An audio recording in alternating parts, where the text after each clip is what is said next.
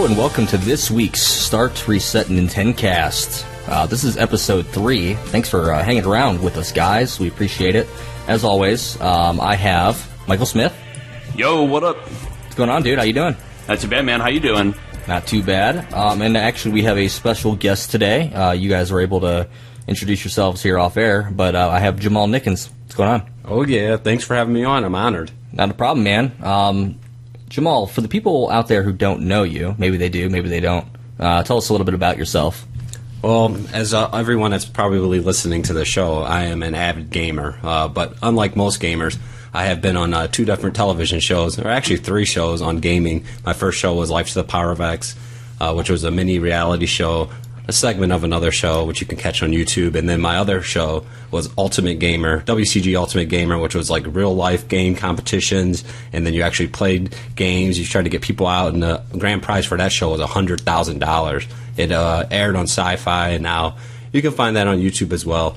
And my third show, I don't care to mention it too much, but it was something with Call of Duty. I don't even remember the name of it, so don't look for that one. Yeah, it was back when they were running, wasn't it like an IGN thing, or? No. It was that thing where Elite, or whatever, there was some sort of special channel on your Xbox or whatever. Oh, yeah, through Call of Duty. Through Call of Duty, the Elite channel, and Call of Duty Elite, they had like celebrities on, and you would play matches and whatnot, but our show was actually the Battle of Ohio. Okay, yeah, because I think you were on there. Did Jake fly it with you guys? Yeah, and my brother was there. Your brother, your brother, and then some other guy that I had worked with at the time, Carlos. But no, I'm honored definitely to be on this Nintencast. It's a bit weird to give you a bit of history, but when I was younger, I was the biggest Sega fan ever, and there was actually riots on our bus, Sega versus Nintendo. But obviously, Sega is basically non-existent at this point, so Nintendo won that battle in the long run. So what you're telling me is that your bus started the console flame wars. Well, I don't know if they started it, but it got pretty violent. It was there was fists thrown, shoving and pushing, all about Nintendo versus Sega. It was real life gangsta stuff back in the day. Okay. Well, we have a lot to talk about today, so I think the best thing to do would be kind of just to hop straight into it.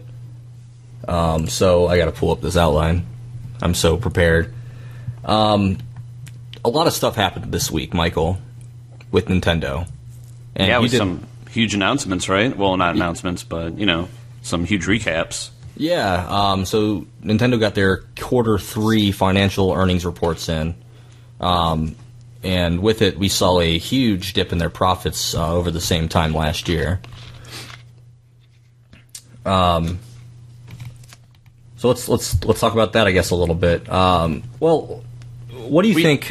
Go ahead. No, I was just going to say, it's always interesting, seeing stuff like this, because everybody up till now is, like that naysayer Nintendo hater. Oh, Nintendo needs to go third party like Sega does. Nintendo just needs to make games for PlayStation and for Microsoft. And it's so funny, hearing that kind of stuff, because, you take a look at this, and even though, Nintendo did announce that they dipped pretty much 32%, year over year, in terms of, revenue, they still made $352 million in pure profit. Yeah, it's a lot of money, especially when you look at their output. It was kind of a light year. I mean, they had some big hitters, but as far as first party, title releases, and honestly third party, because Nintendo is going to make a killing off those licensing fees for those games being on Nintendo from third parties. That's $352 million in profit is I guess nothing to shake your head at. Shit, you can give me that today and I'll smile. Right. I would say probably most of that money, though, came from Amiibo sales. Would you disagree with that? No, I would completely agree. I was pretty shocked to see that they announced that they had sold 40 million Amiibos, and that half of that came from just the Amiibo cards. I didn't think they'd been out that long, and that many people had bought these things. Yeah, I mean, at what $5 or $6 a pop? Yeah, $6. So, I mean, cost of entry is a lot less for those things, but I guess that means that people are actually using these things. They're actually tapping these things to their 3DSs or their Wii U's, right? They are not using them. I'm sorry. My fiance has every single card from Series 1, Series 2, and her coworker does the same thing. And they just buy the cards. They have their nice little binders. They put the cards in it because Amiibo Festival sucks. so they're not using it, but they just want to collect them. It's like old school baseball cards now, but with all these cute little critters on there, these Animal Crossing figures. My God, actually just thinking about it too, do you guys remember, I used to do that. Do you remember Nintendo Power used to have like those little like character cards that you could like pop out of them as well? They would have like different characters from different Nintendo games, and I used to have like a whole binder set up of like all of them. They give them like a little like bio on each of them and everything like that. Oh, dude, that was so rad. I do recall that, but I was collecting the Sega Visions cards. Not sure what you're doing on this podcast, Jamal. I think we can start a Sega one just for you. So yeah, we had 20.5 million units of actual Amiibo sales, and then 21.5 of the cards. So yeah, the cards are outpacing the actual figures. You know what's weird about that too, though? The cards, aren't they just Animal Crossing cards? Yeah, just Animal Crossing. It's all Animal Crossing. But I mean, it's such a big franchise. It rolled out on the GameCube, which to me is still the best one. Then they made it on the Wii. They made it on the regular DS, and now the 3DS. But the Wii U gets skipped over. They make a half-breed game. Whoa, we also had Animal Crossing Plaza that you could download for free on the eShop. Don't forget about that. Yeah, so I'm like, how could we forget about that? Why didn't they make it? It would have been so perfect with the touch screen tablet. The Wii U is so underutilized. I thought they were going to make like a Dungeons and Dragons game. There's so much potential, and they just didn't capitalize on it. Yeah, I don't know. I think what they wanted to do with that console, it was kind of not shoehorned. What's the word I'm looking for? It was cannibalized by the fact that you can't take that Wii U gamepad with you anywhere you go, right? And that's kind of like the talks we've been having about having a standalone device that'll connect to whatever the next Nintendo console is, the NX. So I don't know. There's potential there, but like you said, Nintendo didn't really do a good job of explaining or showing people what's the best case use for this thing. So. Well, didn't the first E3 that they even announced it, they just talked about the tablet, and I know a number of people thought that was an add-on for the regular Wii. They didn't realize it was part of a new system. Just from the get-go, they screwed it up, and I hope this releasing the NX portable part isn't the same flawed, systematic way of going down that path again, where people are confused, like they don't realize what this is. They might just think it's the successor to the 3DS if they don't do this right. Yeah, do you guys actually remember when the Wii U came out and it was like so much confusion in the market about like what is it? Like you said, a lot of people thought it was just like an add-on to the Wii. Do you remember all those commercials that they had of like little kids trying to explain it to their parents, like what the Wii U was, to try to eliminate that consumer confusion? I don't remember saying those. I actually don't recall They're that horrible. Either. They're bad. They're really bad. Yeah. Obviously, they did a great job. Yeah, they didn't. I mean, we all worked in retail, so we obviously saw the customers coming in and asking for it, and parents just wanted to buy the tablet. They're like, isn't the tablet cheaper? I'm like, we already have a Wii. I'm like, don't you realize this is a new system? Yeah. Okay, so moving on. So a part of that 32% roughly drop in profit that Nintendo saw this year, hardware sales. So we got some hardware sales from the Wii U that was announced at this investor meeting. From Q1 to Q3, Wii U had sold just over 3 million units, which actually surprises me.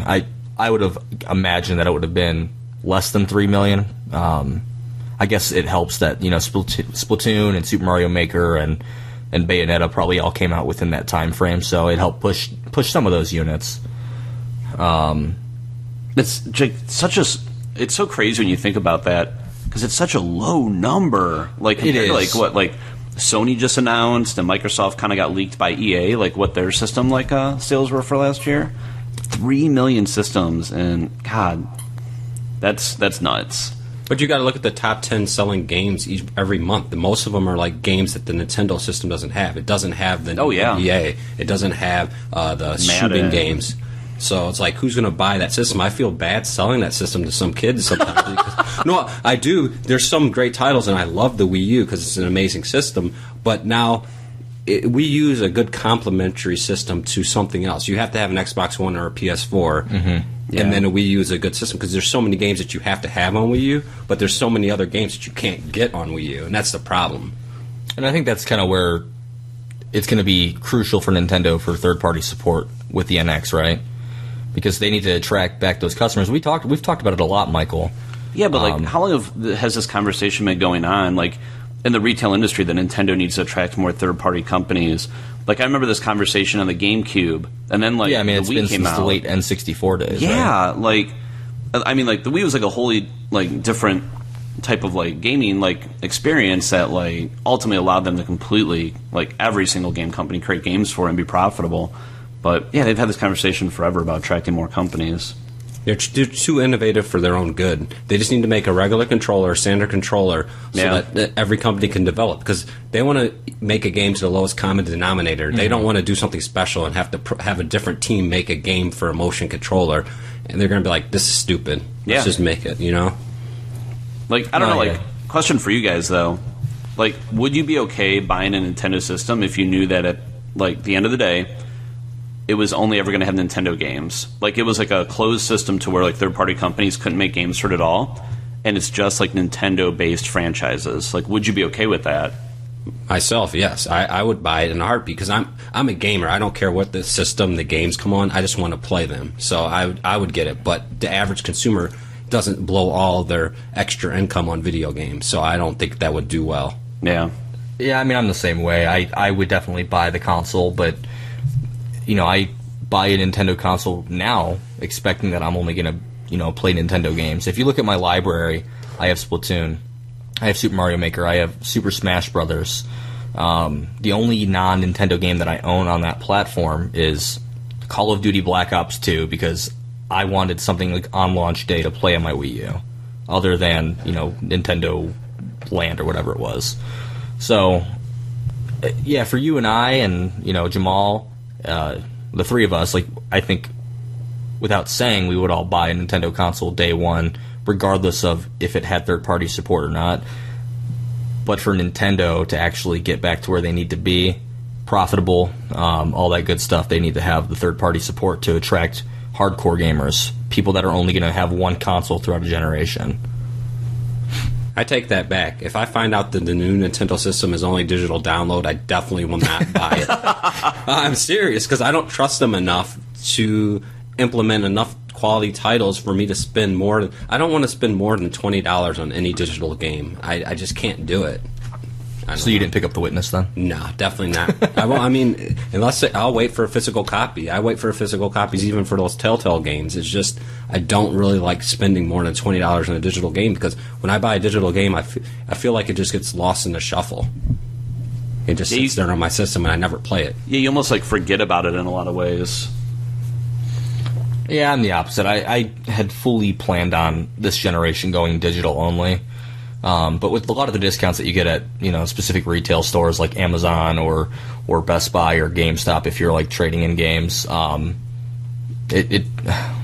want to save the money. At the end of the day, that's more important than having the convenience of not getting up off your couch and being lazy to switch a disc or whatever. So, how often do you even go back and play these old games anyway? I mean, like, especially the next generation games, like say for me, Battlefield Hardline. I played it, I beat it. And I had it digital because we got it for free for being a manager. But it's convenient for me to play it, but I'm never going to play it again. So if I had that physical copy, I would have been able to trade it in and get something else that I really wanted to play. Yeah, but I guess the same thing could be said, you know, what's the purpose of, if you plan on purchasing a game that you know you're going to play for, you know, years, like Super Mario Maker, why not buy that digitally? Why get it physically? At some point in time, you're going to stop playing it. You can go back to the NES games for the Nintendo Entertainment System. I have a physical copy of this Mario Maker game, which is by far one of the most fantastic games on the Wii U.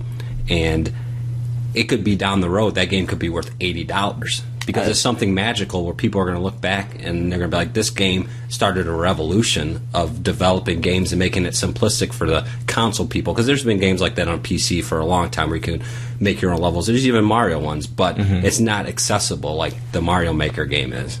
But I will say, like, on the flip side, too, it's really nice for that.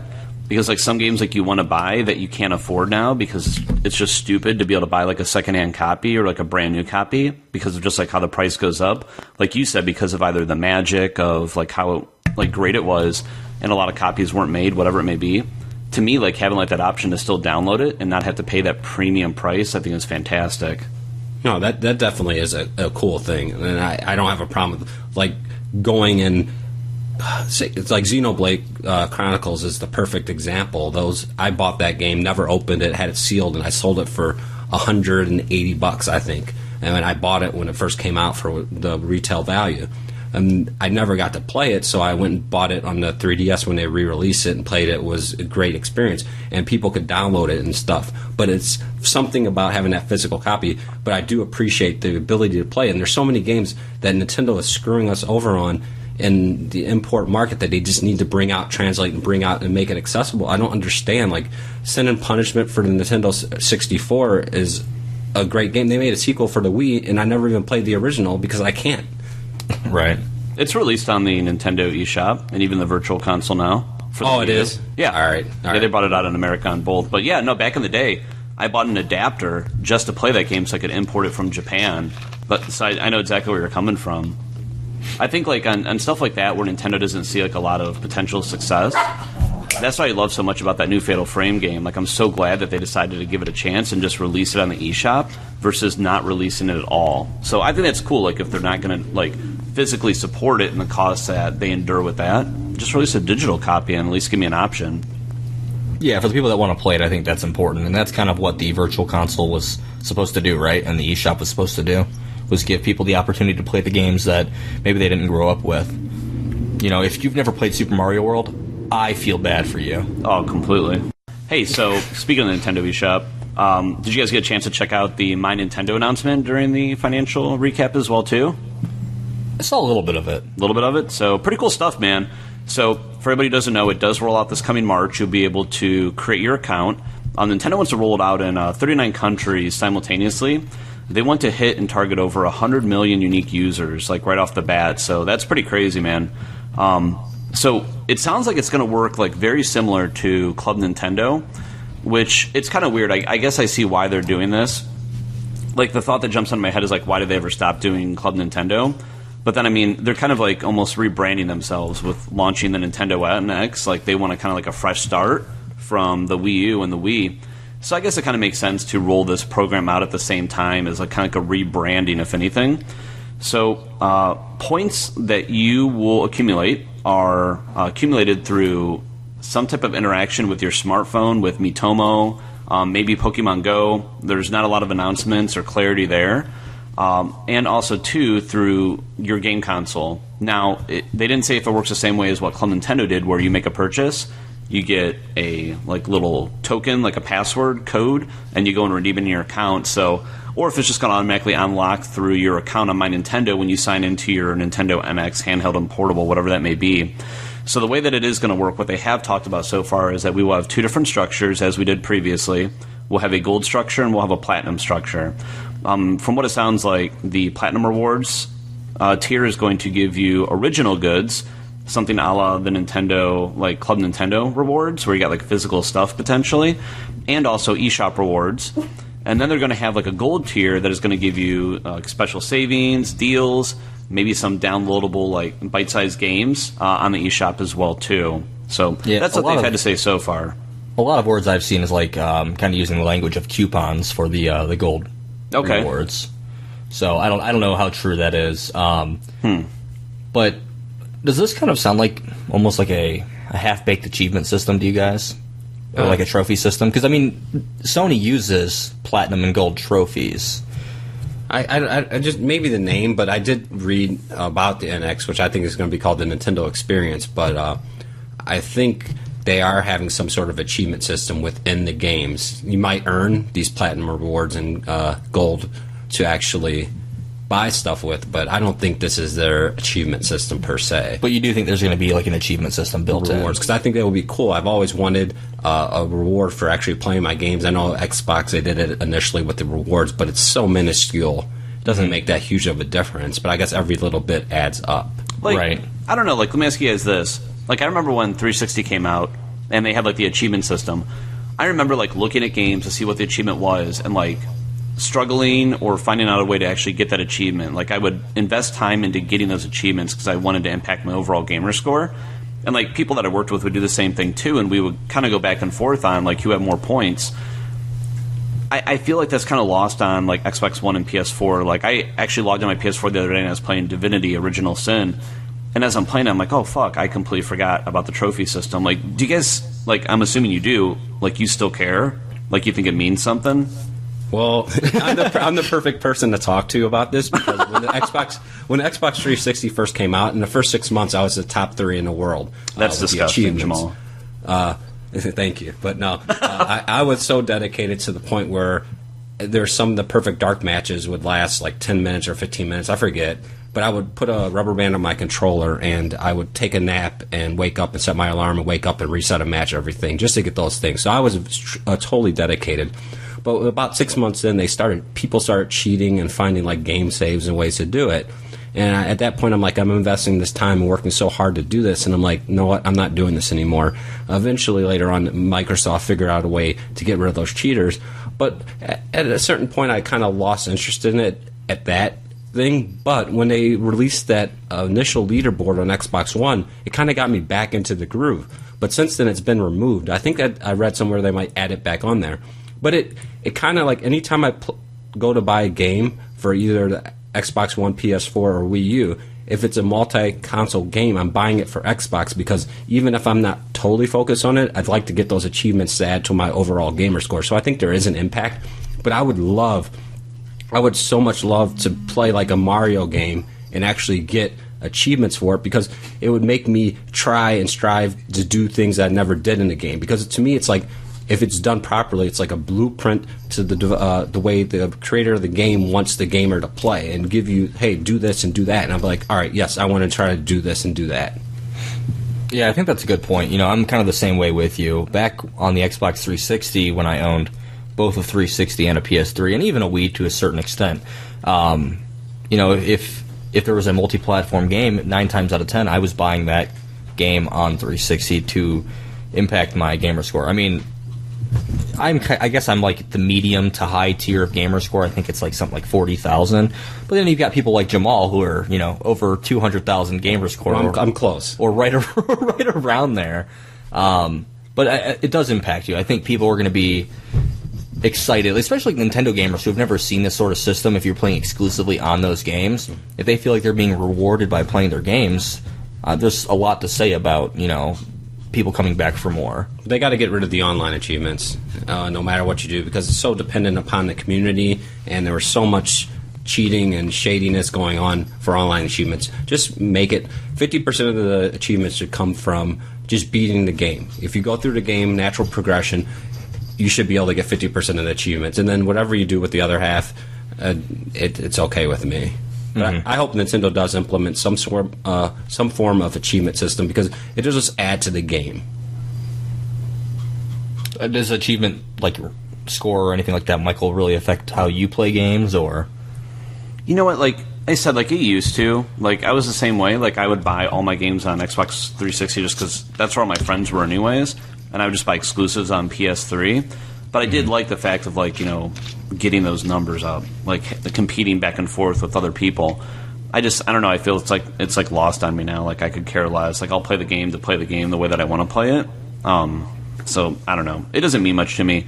I definitely see where you're coming from though, with, like, you know, Nintendo owners have maybe never really had that experience, so maybe giving that experience would show them more value. But I don't know.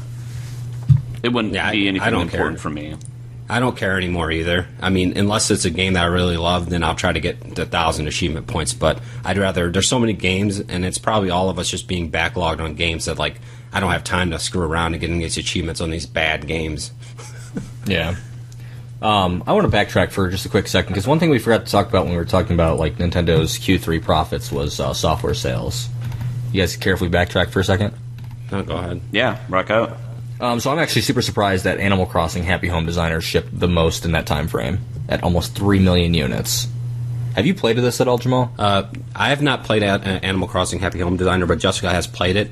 And to me, I don't take my word to heart, but it seems like it's just a half-baked version of Animal Crossing, because it's only taking one aspect of the actual game, and you're just doing it over and over again. Jessica played it, but she didn't play it. Say, for instance, she played that game for 2 months, where she had played Animal Crossing Hardcore for 6 months. So it just doesn't have the longevity that the typical Animal Crossing game has. Yeah, and I think like, I've said this like time and time again, but it seems like what they're doing with Animal Crossing is stripping out bits and pieces and putting them into their own game. You know, Happy Home Designer is the homemaking aspect of Animal Crossing, you know, New Leaf or whatever. And then like Amiibo Festival, what the fuck is that? You know, I don't even know. It's a Mario Party game. All they're basically doing is using the Animal Crossing game name to make money, and the people are buying it because they're looking for something to play. Right. It's kind of like putting Mario on like sports titles and stuff like that. Right. Although Mario Strikers Charge was an amazing game. Pokemon Omega and Omega Ruby and Alpha Sapphire sold really well, which, I mean, it's to be expected. 1.5 million total units over that time frame. Mario Kart 7 still selling well. Super Smash Bros. For 3DS, over 1 million units. And Legend of Zelda Triforce Heroes, which hasn't gotten a lot of talk time on this show, sold over 1 million units. Most of those coming outside of Japan. Splatoon at 4 million units. So you're trying to tell me that 1 out of every 3 Wii U owners, roughly, owns Splatoon. That is a huge attach rate. It's a shooting game that's fun, and children can play it, and parents are okay with it. I know, Michael, you haven't picked this up. Does this surprise you, these sales figures here? No, because, so I guess like a couple things jump into mind. Like for a while there, during one of the most heavily sold seasons times of the year for game consoles, it was like a packaged in game. So I mean, that's like a little bit of it, not like a huge portion. But, I mean, like, it was such a well-received, reviewed game. Like, I don't know, it doesn't really surprise me.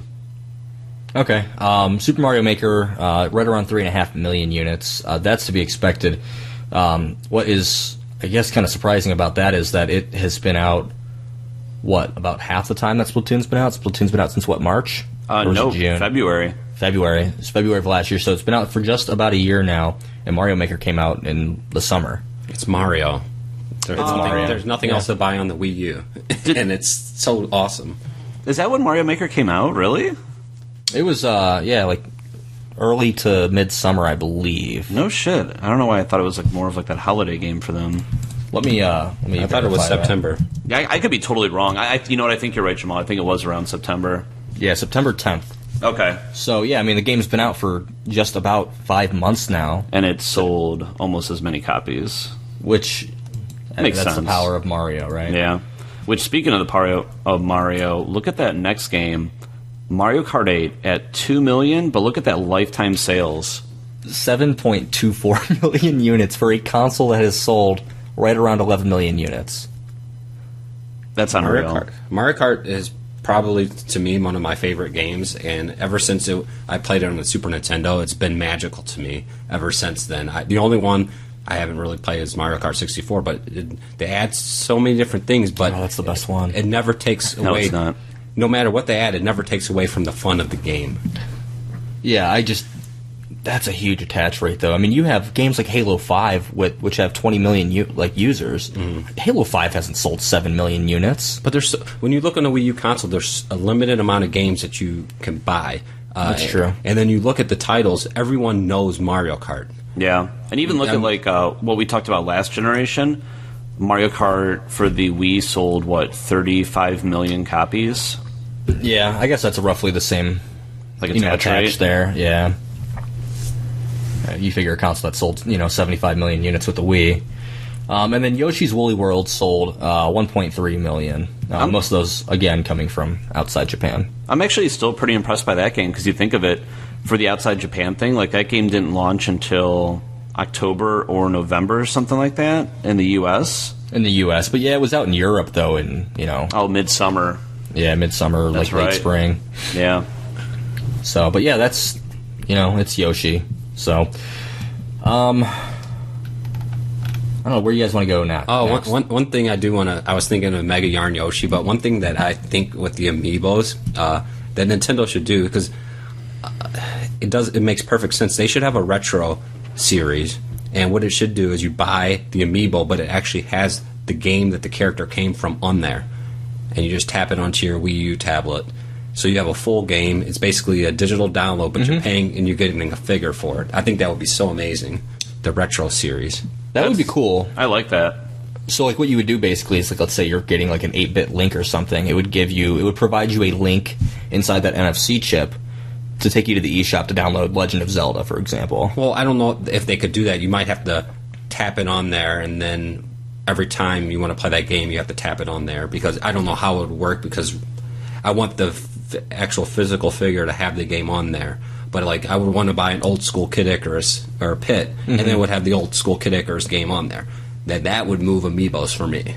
Yeah, I think that if you're adding more value than just the limited amount of value that they have now. I mean, I would pay $20 for a Super Mario World Mario with the cape on it, and that would give me the game. Yes. You see what I'm going yes, with that? I would too. Yeah, that would be awesome. I'm surprised Nintendo hasn't done something like that. To me, that's just the next step in selling their stuff. It would destroy the Toys of Life category, because nothing else has anything like that.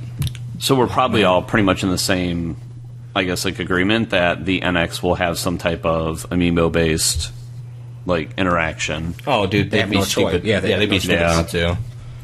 So it's going to be I think, an integral part of the next generation for Nintendo, because I mean, 40 million units don't lie, you know.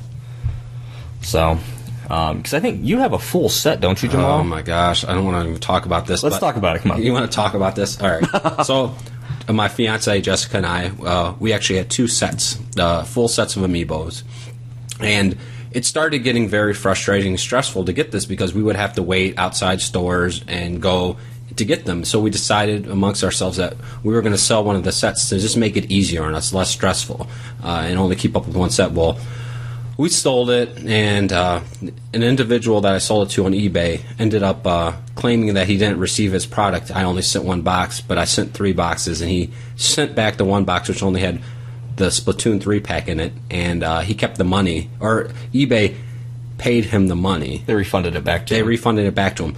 Well, I got the money from him, and I actually took it out of my PayPal account, and eBay couldn't take the money back.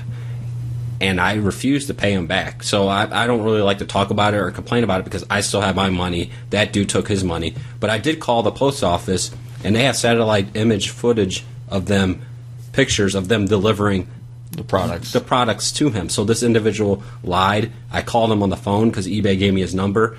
He said he didn't appreciate my threatening message, when all I said was, "You know what you did.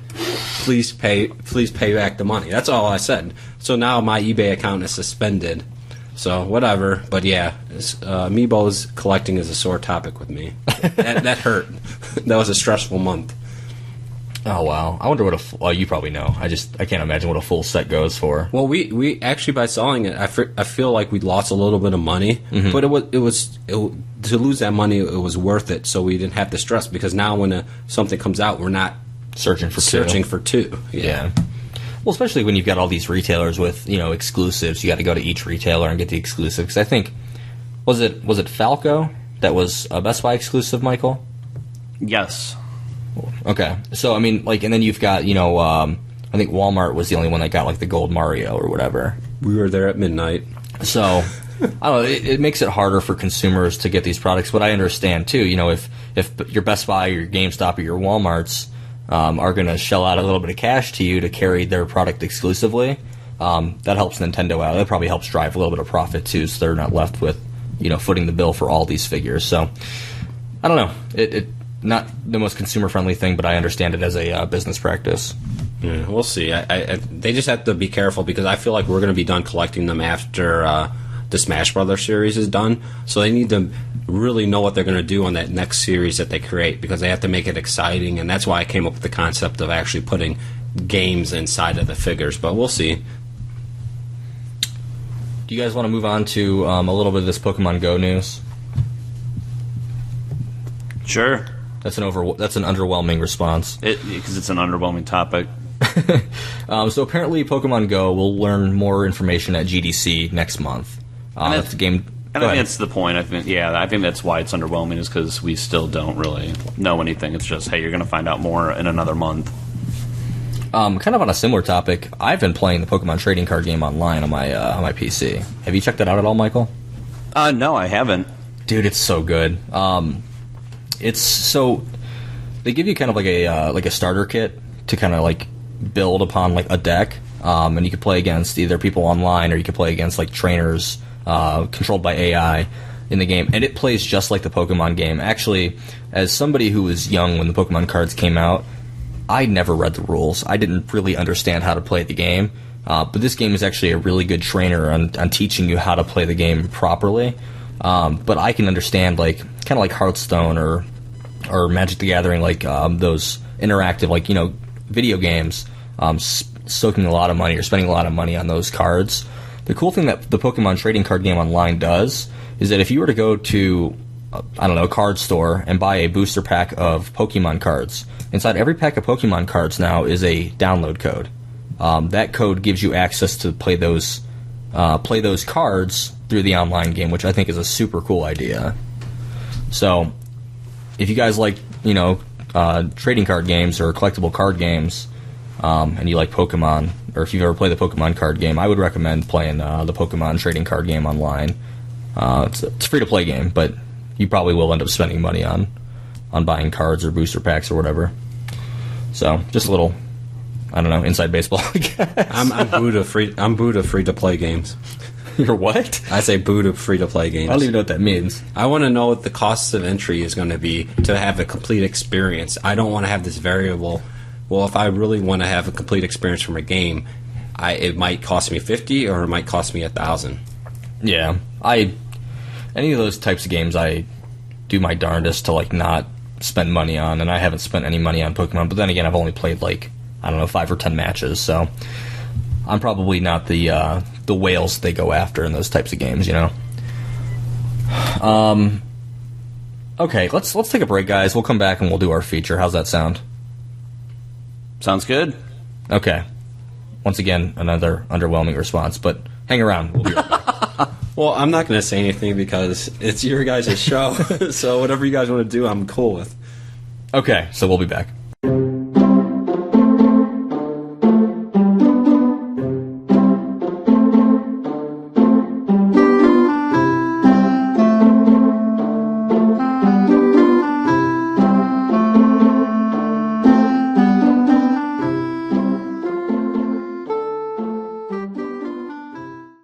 All right, welcome back to the show, guys. Thanks for hanging around through the break. We appreciate it. Before we head into our feature, there were a couple more things that I wanted to recap real quick of Nintendo-related things that happened this week.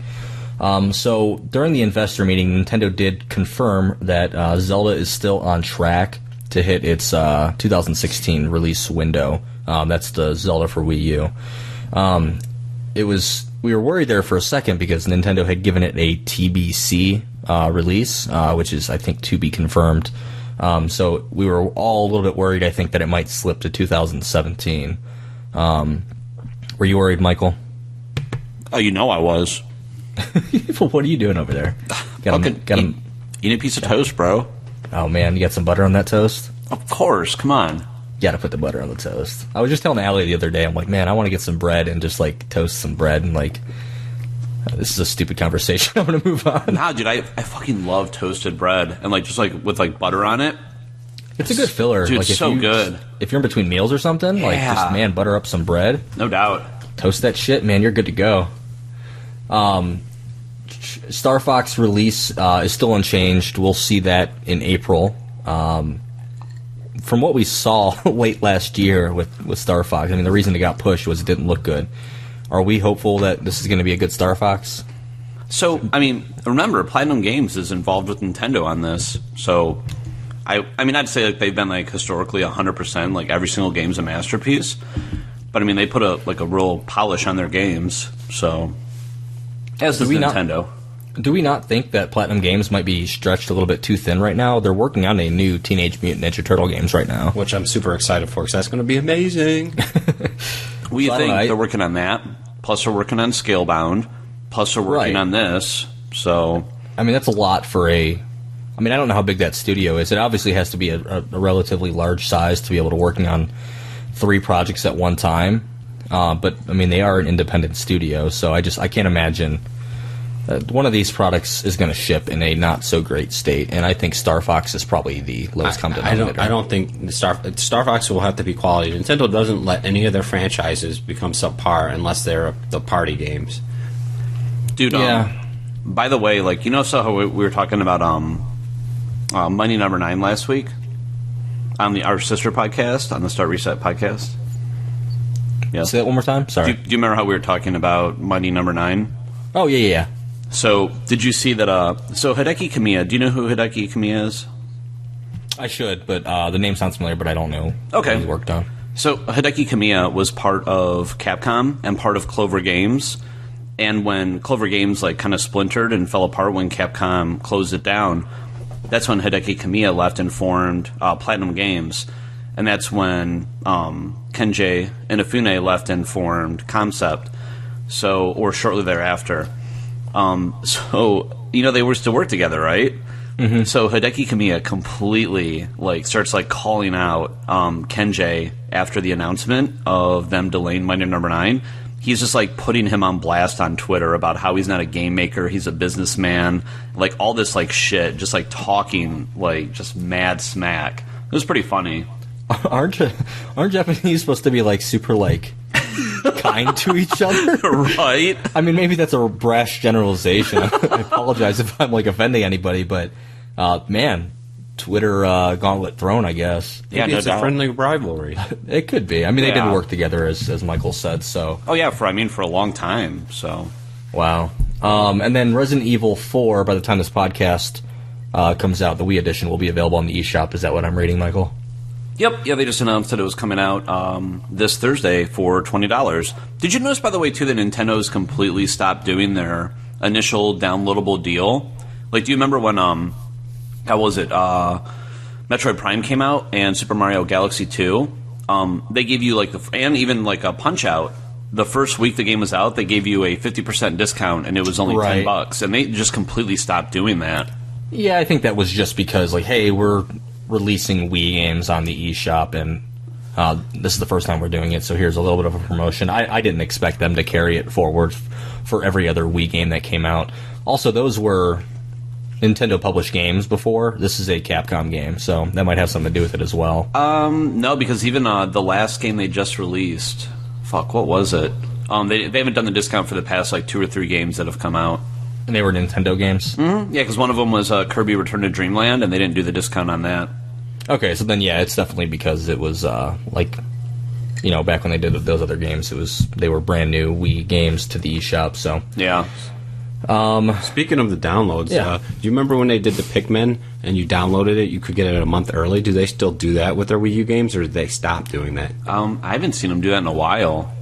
No, I haven't seen them do it. And in most cases, what we do see is a shortage of physical supply at stores. And just which is BS. So basically, there was a test. It probably didn't actually help sales digitally, but the best way for them to help sales digitally was just to short us supplies, and people are forced to just download it. Yeah, I mean, we talked about it here before. Like, I couldn't find Bravely Default anywhere at stores when it came out, and I wasn't even looking for a collector's edition. I just wanted a standalone unit just to play. So I ended up downloading that. Jeremy, dude, so cross your fingers, by the way. Crossing. So, I don't know if I told you before, when Nintendo has historically attended PAX, they've always made a huge announcement. Well, I shouldn't say huge. They've always made, like, a new game announcement. But they've also released stuff early exclusively. So, Bravely Second comes out within about a week to 2 week time frame of us going to see PAX. Okay. So, who knows? Maybe they'll sell it early. Yeah. That would be cool. Never know. What's the release date for Bravely Second? It's right at the beginning of April. Okay, so yeah, PAX is going to be after that, though. PAX is like the 21st. It's not April. It's May 15th. That's when it is. Oh, for Bravely Second. Okay, so that'd be cool. If we got a little goodie. Do we know if Nintendo is attending PAX? They are. Yep. Oh, dude. Yeah, there's only 1 or 2 years that they didn't attend, and they just happened to be the 2 years that I went. It was like when Nintendo was going through like that huge restructure, and they stopped doing E3 to save money because it was like when they were kind of like really struggling pretty hard. I know that Allie and Kayla are going to have like no intentions or no desire to go to the Nintendo booth, so we're just going to have to send them to do whatever the fuck they want to do while you and I spend all the time at Nintendo. Yep. Oh, dude, and like I misspoke. It is April 15th, not May 15th that the game comes out. I got some upset dogs. They're upset that I lied about the release date. I'm making a note about this time. Daisy, get down! You're a fucking dog, dude. That's why I will never get fucking Pomeranians. They're Get down. Fucking This is annoying as shit. This is the fucking Yorkie. Get down. Come here. Come here. Okay. Okay, and then Final Fantasy. Okay, and Final Smash. God damn it. You're having a real hard time with this. I really am, because I keep wanting to say Final Fantasy. Alright, and the final Smash Brothers DLC is arriving this week, which is including Bayonetta and Corrin. I'm super excited about that. Yeah? You still playing Smash? No, I'm just excited because I want to support Bayonetta, so I'm definitely going to give Nintendo my money for that. You want to see a Bayonetta 3, right? Oh my god, absolutely. Jamal, have you played Smash at all this generation, or... I have the game. I've barely played it. I haven't downloaded any DLC. It's just one of those games where the novelty of it is playing with people at your house. Yes. And I just don't have that luxury anymore, so I just don't really want to play it. I mean, we've played it when I've gone over other people's houses and enjoyed it, but other than that, it's like, it's not Smash unless I have 3 other people next to me. Yeah, I agree with that. Like, Smash Brothers Brawl, although a couch co-op game, the online infrastructure for that game was garbage. I haven't played any Smash Wii U online. From what I've heard, it's a lot better, but you still have some like latency issues, like playing with other people online. But same thing, like I've barely touched that game. I own it on both Wii U and 3DS, and actually, like, you got like a special like Mewtwo character, I think, if you own both copies of the game. And I never redeemed that, and it expired, so I lost out on it because I have not like touched either of those games since the first week that I've had them. But that's just because I don't have people over to my house constantly to play, or else, I probably would be. And Allie has no interest in playing the game. We did try it one time, and she was just like, "Fuck this." Yeah, it was the same with Kayla. Like, I picked it up, and I actually drove from our house, which is about an hour and 20 minutes away from a store that actually had the GameCube adapter, so that I could use the GameCube controllers. Spent 3 hours, round trip to go all the way out, buy it, come all the way back. Kayla plays it once and won't play anymore. So you have the GameCube adapter? Oh, yeah. I bought that. I bought controllers, everything, man. I was ready to rock and roll. Those things are like impossible to find at retail stores. I think you could still get them from the Nintendo store. There's a lot now. Is there? Yeah, they're back in stock everywhere now. Like, if the store chooses to like stock it and stuff like that, they're easy to find. And they're cheap, right? Like $20. $20, yeah. Yeah, and then you can pick up a GameCube controller for like $30 or $40. Or you could be cool and just have your old ones from the GameCube. Yeah, I have one GameCube controller still. I bought that with the intention of plugging it into my original Wii to play old GameCube games, but haven't done that. Okay, so let's move on to our feature. I really like the feature this week. This was suggested by Michael again. So tell us a little bit about the feature, Michael, if you have it pulled up. Yeah, definitely. So for the feature this week, and this is kind of like a nice segue coming from talking about Smash Brothers and its final DLC, because that'll kind of tie in a little bit to what we've heard so far about a potential launch title. So the feature this week is going to be us talking about and kind of theorizing a little bit about, what are we going to see from Nintendo? What are we going to see from third parties based off of what we know has been announced that's coming out this year?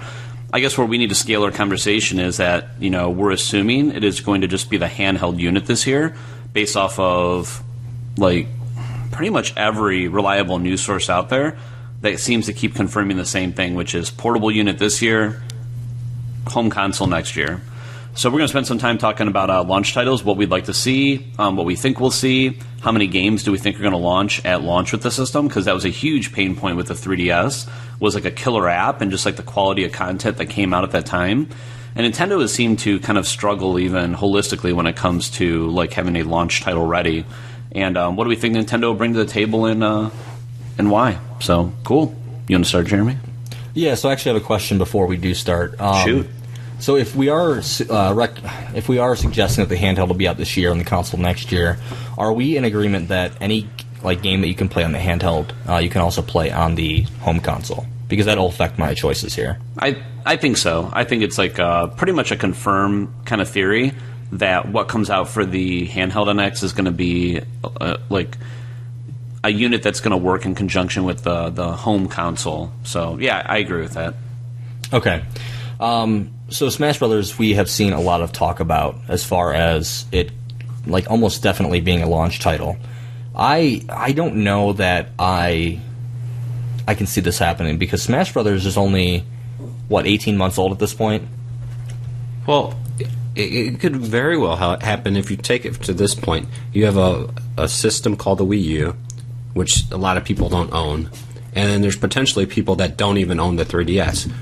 So now you bring out a brand new system, and then you bring out one of your most successful games for that system, and potentially there could be a reason why people will be like, oh, maybe I'll jump on ship because I have been wanting to play Smash Brothers, but I didn't want to get a dying system. Yeah, but do we think it's going to be a port, or do we think this is going to be a brand new game? I say it's a port. Yeah. So if they release Smash Brothers at launch, I think it's a port, especially if it comes out this early in in 2016. It's definitely a port, right? Yeah, it's a port. They might add extra characters. Like they said, they're not going to release any more DLC, but there might be special NX DLC. They said not for the Wii U. That's a good point. I think I'll be honest, because I haven't played enough of the Wii U version, and they may already have something very similar to this. But I think as much as that game is caught on at gaming competitions, I think that Nintendo tries to streamline that game into that type of audience, and they add leaderboards, brackets, built-in tools basically to host your own tournaments with that game and keep all records of all that kind of stuff. I think that they do that. I think that they include all the DLC like you guys mentioned. I think it's kind of maybe an upscaled higher resolution. Even though it's already 1080p, I don't fucking know. It'll be some type of graphically enhanced version of that game.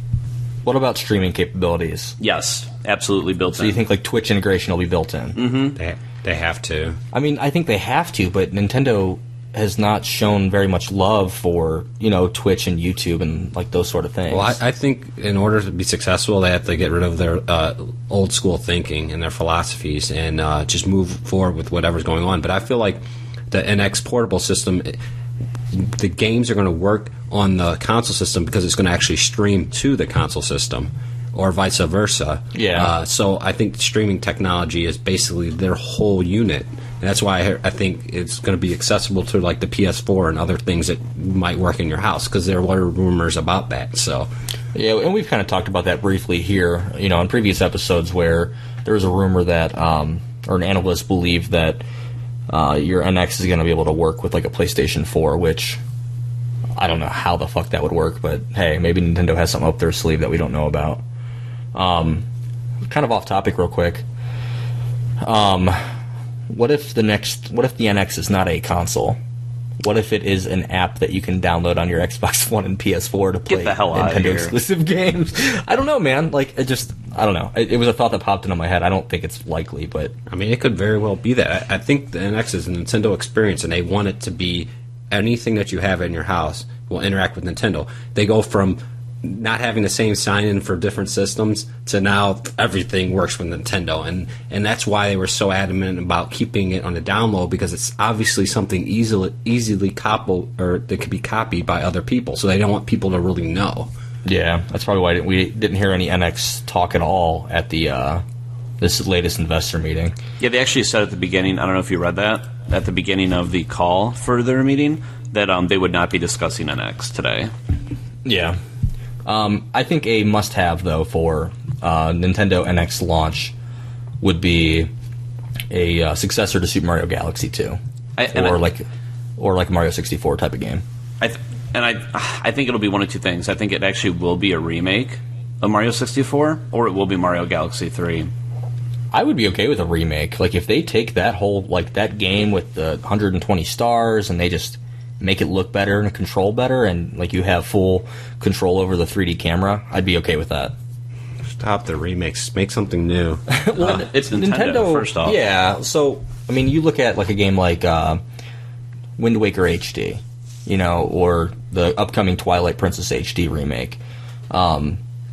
They didn't make a whole lot of sweeping changes to those games. They basically just up-res them because the controls are relatively recent. You have the GameCube controls on Twilight Princess HD, but with a game like Mario 64, I think there's a lot of stuff they can do to make that game feel current, and it won't feel like such a remake because it'll be way better. Just as far as control and graphics look. I don't know.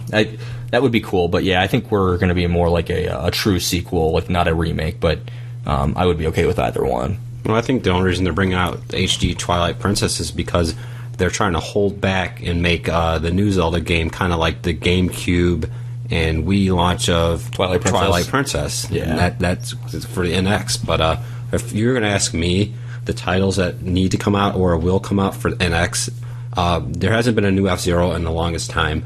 There was not a Fire Emblem for the Wii U console, and there was one that they had on the Wii and GameCube. So I think those two big titles, and then especially Fire Emblem, is not very difficult to make per se, because it doesn't really require like physics and that sort of thing. You just have to have a decent story. And then F-Zero, they've had how many years to make this freaking game? They definitely need it. But I agree with you guys on the 3D Mario game. There hasn't been one. 3D Mario Land was subpar in the sense of 3D. It was still an amazing game, but yeah, but it wasn't like a true like, hey, you can control the camera. I mean, it was an isometric type of game where you were in a 3D space and can move about it, but it didn't feel like a Mario 64 or Galaxy 2. Like, do you think Nintendo too? Like, and I guess there's probably two conversations we need to have, which is what would we as gamers and Nintendo enthusiasts like want to see, and what do we think Nintendo will actually do?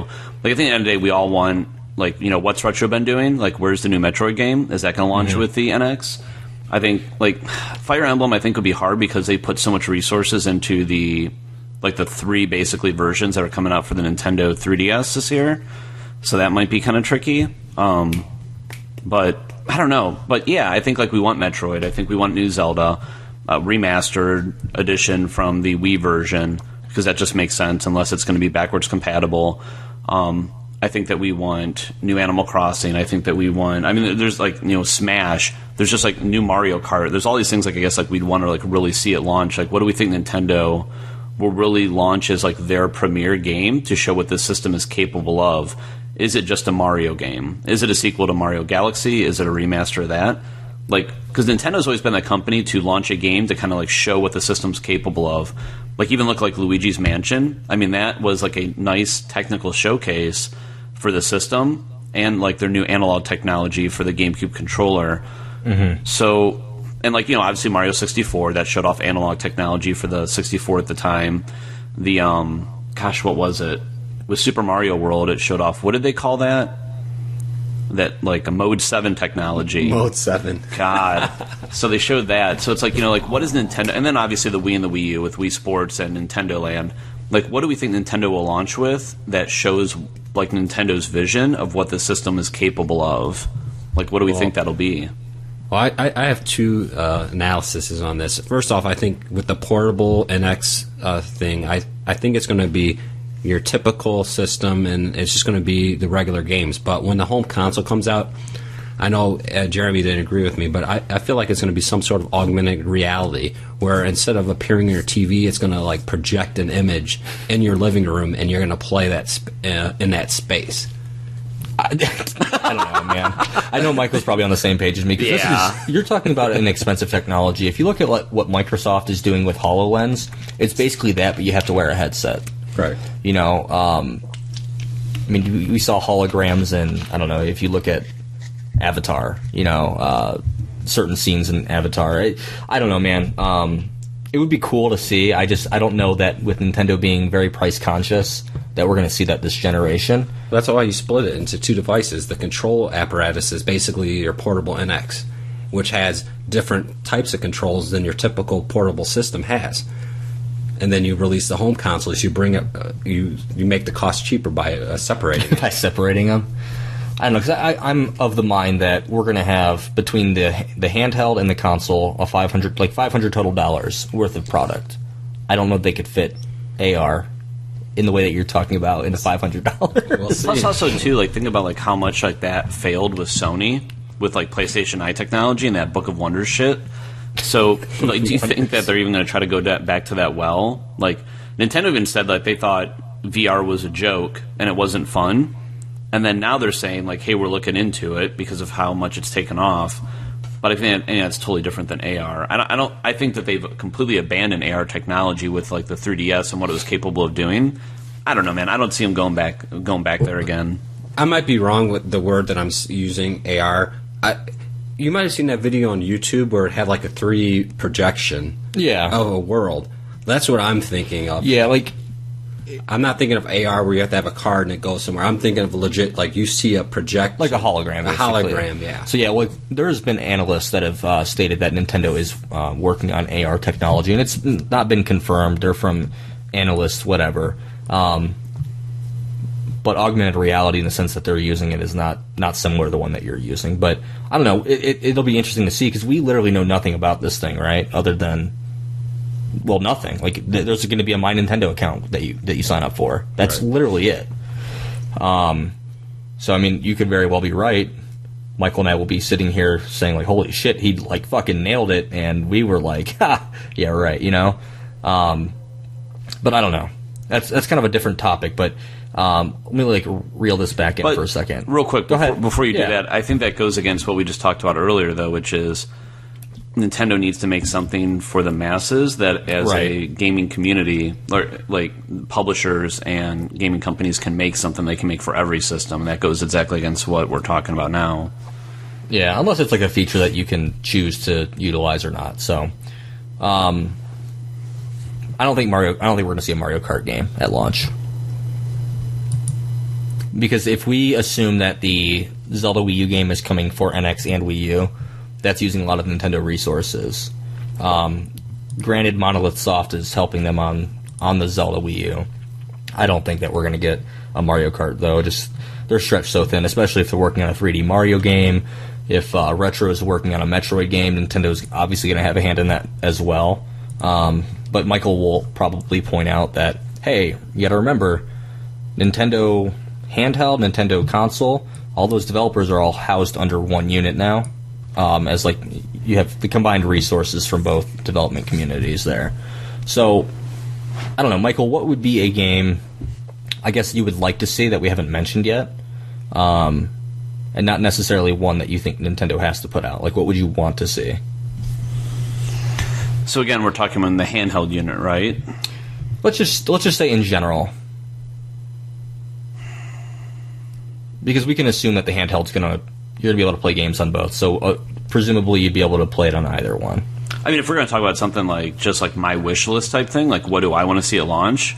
What would you like to see that you think has a relatively high potential to show at launch? I guess is like a better way of putting it.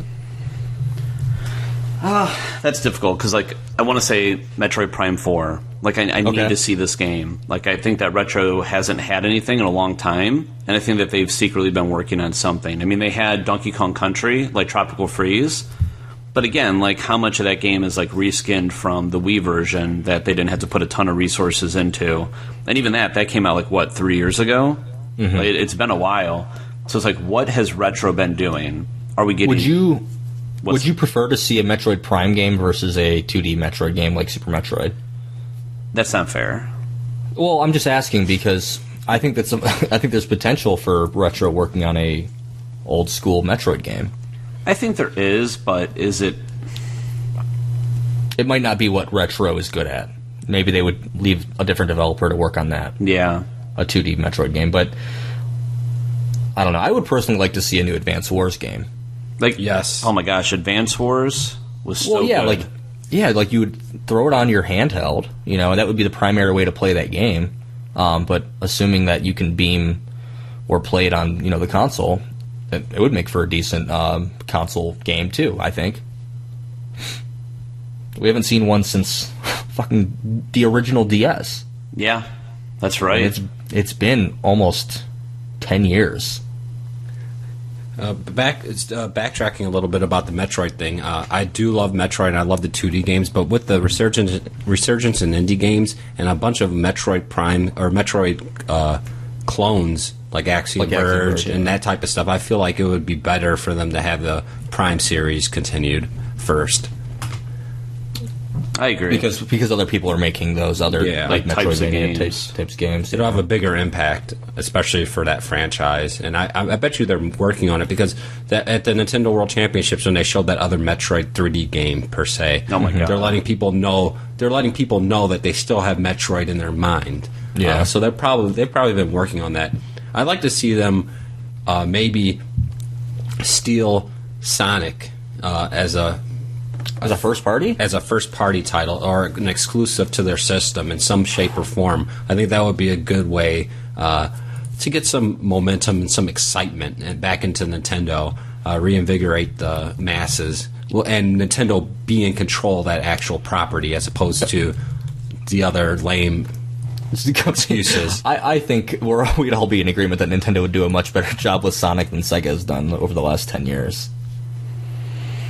So, I don't know, man. There's a problem is those games have declined in sales, so dramatically.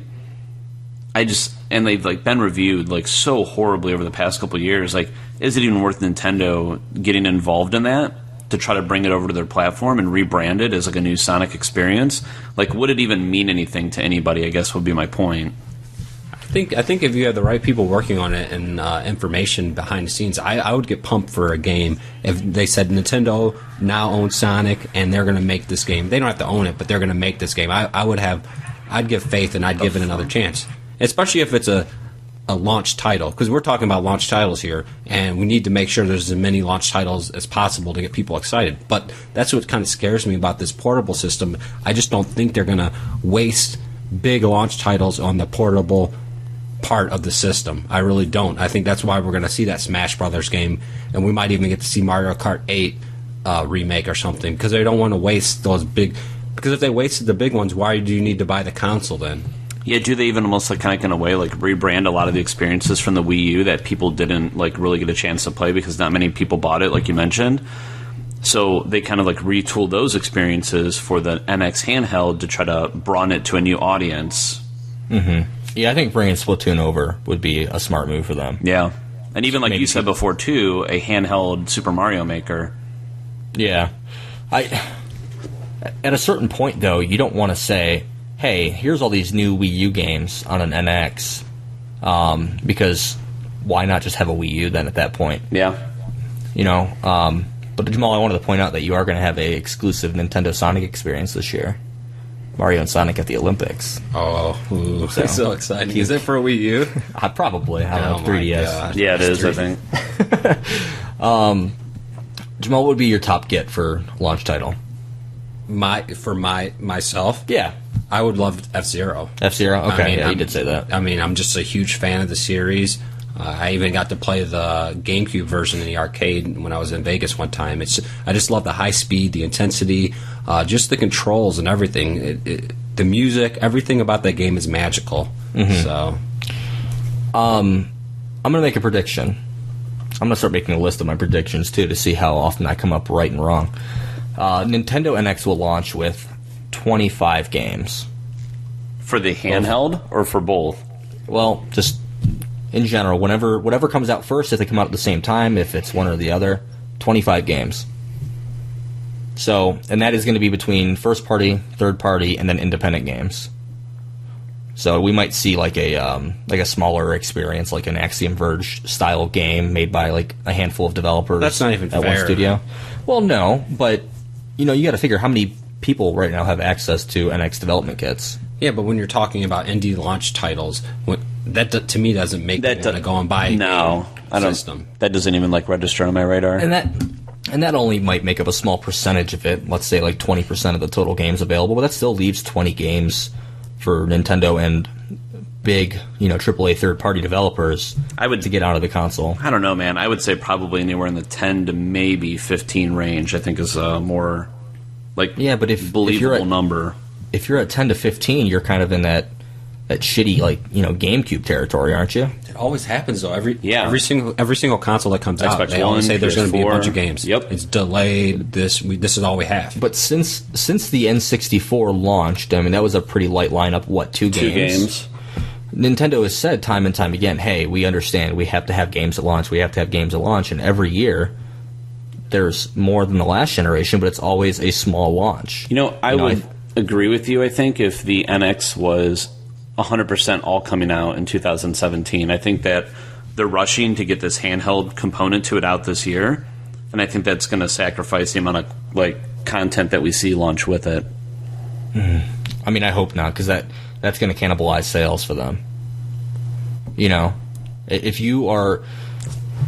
if you're not launching with a strong launch lineup, people are going to have this bad perception of what this thing is. Like, why isn't it selling? Because everybody can see the sales numbers. But what if it plays 3DS games? You can just plug it into the system. Why not just buy a 3DS? If you're launching with 5 games on an NX handheld. Well, because you're getting part of the next generation of gaming. Yeah, but that's for people like you and me, not for the masses. I don't know. Like, if I was in the market and I didn't have a 3DS yet, and you're telling me I can get their next portable system, plus it's going to be an integral part of their next console system, I'd rather just buy that if it's only $250. I would too. I definitely agree with you. But if you don't have a 3DS, you're probably not in the market for an NX, a new handheld gaming console. Well, what if they're going to have NBA on it or Madden? Because those other consoles don't have those sports games that people that's might true. want to I mean, play. if you're generally a console gamer and you might have some interest in handheld gaming, obviously 3DS doesn't have those types of titles. But yeah, that makes sense. Or if they have the new Call of Duty, like even though I'm not a big fan of Call of Duty right now, but if they have the new Call of Duty on a portable system and it actually looks like the Call of Duty that you play at home, people would be all over that portable system. Let's talk about third parties. Hey, real quick, too, before we move into that. Yeah. So taking a look at Xbox One and PS4 launches. So think about it, how long those were in the pipeline to come out, right? Mm-hmm. How long did the publishers and game developers potentially have those dev kits for? They both launched with around 12 to 13 games. Of those 12 to 13 games, 1, 2, 3, 4...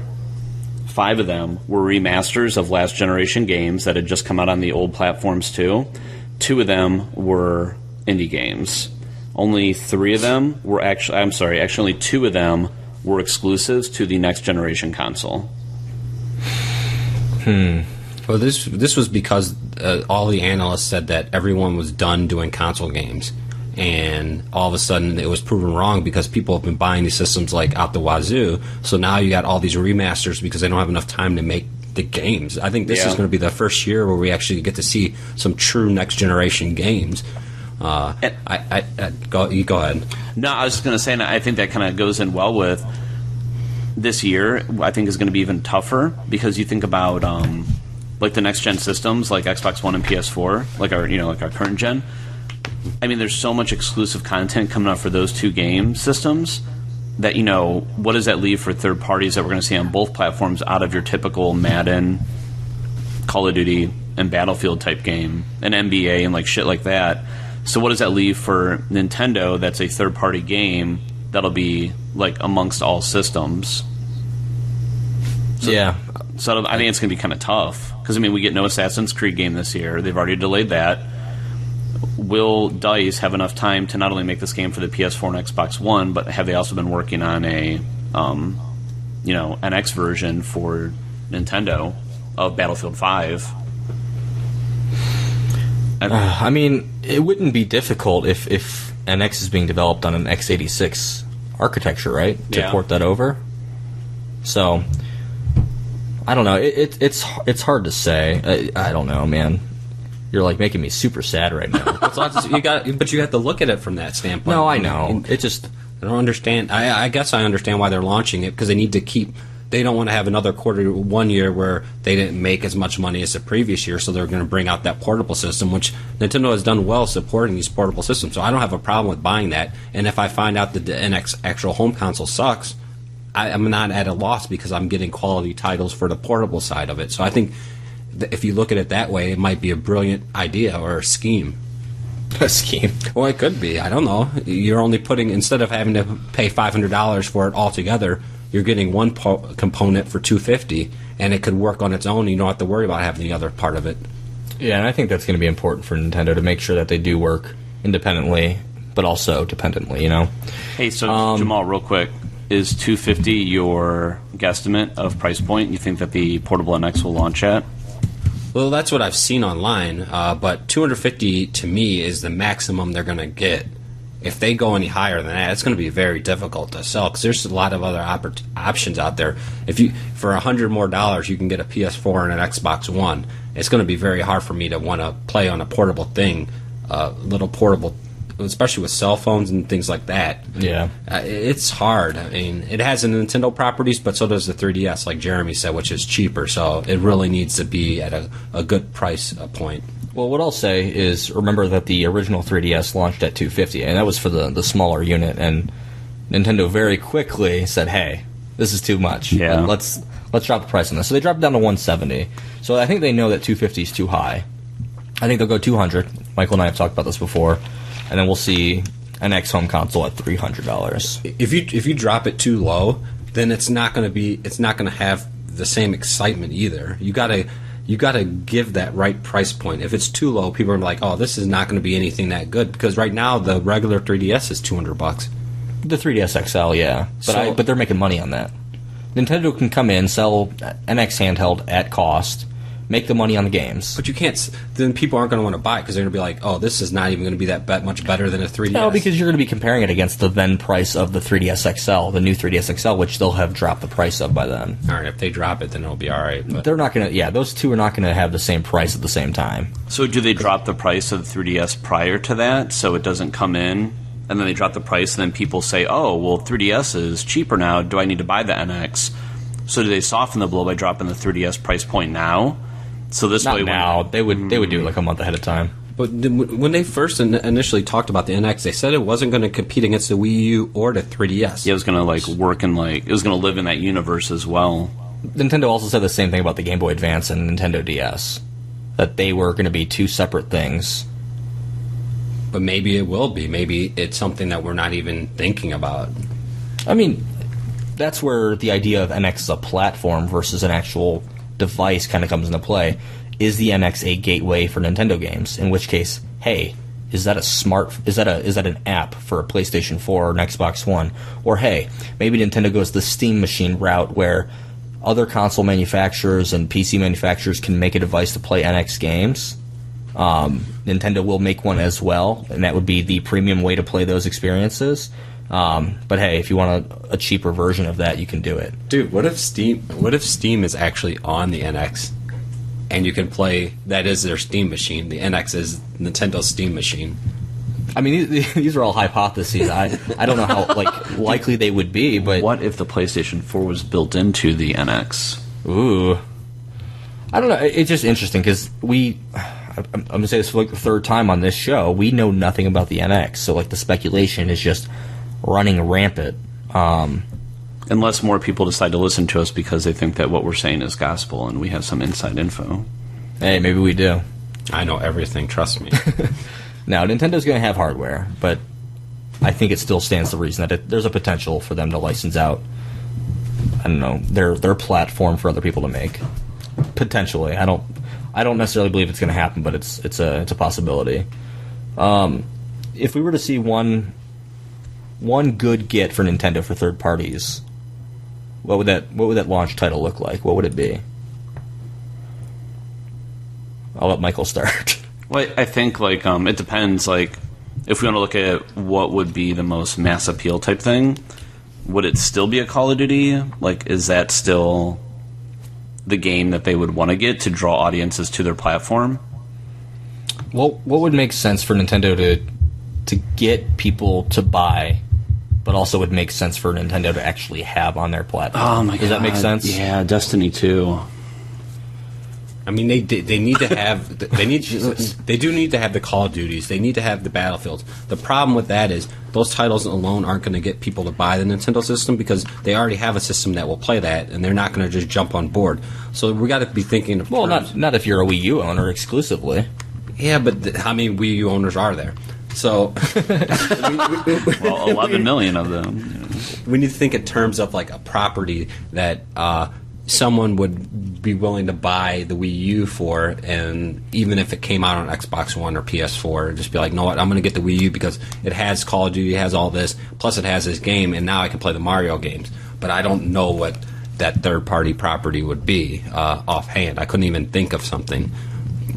Maybe Sims. Maybe Sims 4 launches on the NX. That could be a huge thing because it's not even out yet. Yeah, and that tends to lend to the younger audience and anyway. PC gamers. Yes, Sims 4 so that might work. Yeah, Sims 4 is out. I think he means It's only on PC. Oh, on PC. Yeah, it was right. one of the worst rated Sims games of all time. But what if it was a console game and exclusively on? I don't really know if that would Nintendo. help them because it was one of the worst rated games of all time. Yeah, but people who want to play The Sims want to play The Sims. Yeah, like they you're don't care. you're looking at it from a critical standpoint, not a consumer standpoint, as far as ratings go. EA said that they will never make another Sims game because of how bad this one did. Bullshit. They came out and said it Lying. killed the franchise. They killed the No. What about I'm the Sim being City serious. They came out and said that. SimCity was garbage too. Yeah, SimCity was crap. Pick up City Skylines. Apparently, that was like a better version of SimCity. But I still have people that call my store asking if we have SimCity because they just want to, or not SimCity, but Sims 4, just because they love Sims and they haven't had the opportunity To play And it, yeah. A lot of people don't have the money to drop on a PC that can run a lot of these titles. So I really think if they go the PC route and get a lot of PC semi-exclusive games, that could be a very beneficial partnership for Nintendo. What if? No, I'm not going to go there. What about like a Star Wars, like Rogue Squadron game? Well, I gave you my As thoughts an on that last exclusive. time, too, yeah. You did, and that's why I'm bringing it up again. Like you said, it would tie in with Rogue One this holiday, the movie. Yeah, so I think it that would makes make sense. that would make a whole lot of sense. And you got a lot of Star Wars fans that if you can only get this thing on Nintendo, that might sell some units. A la GameCube. What was the Star Wars game that came out? Oh, my It was like- God. So good. Star Wars. Was it- Just Rogue Squadron 2, wasn't it? Yeah. So, I mean, that would fit perfectly, and I think, yeah, with all the Star Wars hype for the next 6 years or so, it'll be good. And people are looking more for from a Star Wars game, a story standpoint, whereas Battlefront just totally missed that all over the place. And if Nintendo was the first system to have a Star Wars story, because I know the people that made Dead Space are working on like a Star Wars story, but as far as like that would be awesome. Dude, I just had an idea. It's not going to happen, so don't worry. But go ahead. What if Ubisoft makes an exclusive NX title for Prince of Persia? Because we have not seen a Prince of Persia game. Assassin's Creed kind of took over that mantle. I would love to. Dude, the Xbox 360, like when they rehashed. shaded Sands one? of Time. Yeah, it wasn't Sands of Time. That was Usually they just called it Prince of Persia. Prince of Persia. Yeah, it had like a more colorful, bright, like just super vibrant like universe. It wasn't like Sands of Time and like Warrior Within and like whatever the third one was, but no, like if they rebooted Oh, the one for the 360 that the came 360, out. Like, yeah, that game was so good, dude. It was a beautiful game. I still have that, man. That was awesome. Yeah, I played the shit out of that game. I would love to see a new Prince of Persia game in that vein. And it's not a game that Nintendo fans are typically used to getting. I mean, it's very platformy in a sense, but no, man, like that would be a good get for Nintendo, I think. Before we go, I want to go back to Wii U. Why don't we have a trauma center on the Wii U? They just actually released it on the eShop.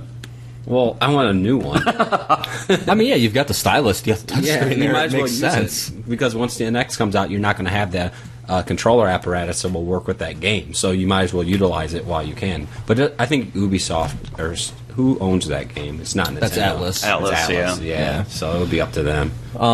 Well, assuming that the NX handheld works with the NX console in the same way that the gamepad does, you just have the added ability to take it with you and be away from the console, then you could very well see a Trauma Center game on the NX. You know, you would use it on either one. You could use it on either as a handheld by itself or with the TV, with the console. So that wouldn't be a bad idea, though. Having a new Trauma Center game. I don't know. Are we out of ideas? Yes. Because if we're out of ideas, then I don't know what Nintendo's going to do. Because if we, the people that want to play the games, Well, I mean, we can sit here and we can nail off ideas, but we're trying to be realistic because we know how Nintendo thinks up to this point in time and what they actually have access to. I mean, I could sit here and be like, we need another Billy Hatcher and the giant egg, or we need this, or we need that, and what about Mario Billy Kart? Hatcher. There's so many Choo-choo titles rocket. that Rescue Rangers.